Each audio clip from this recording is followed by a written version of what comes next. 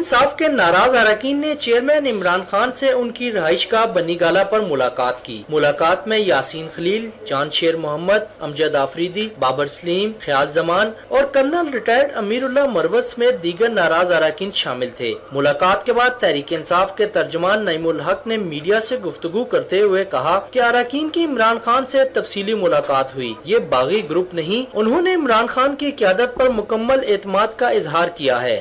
ہمارے M N A M P بھی آپ کو یقین دلائیں گے کہ یہ بالکل کوئی باغی گروپ نہیں ہے، بالکل کوئی ریبل گروپ نہیں ہے۔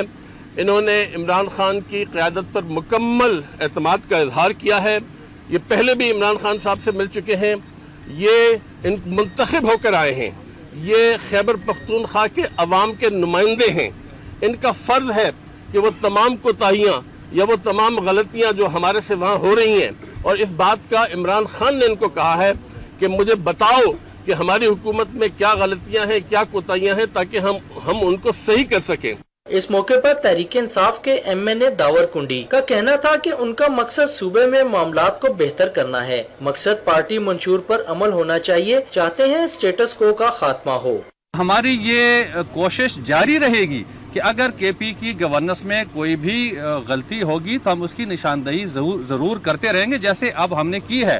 اور یہ نہیں کہ آج ہمارے کوئی ذاتی ایجنڈے تھے، ہمارے ذاتی ایجنڈے قطعاً نہیں تھے، کسی کے بھی نہیں تھے، کسی M P A M N A کا ذاتی ایجنڈا نہیں تھا ہماری اس تحریک میں۔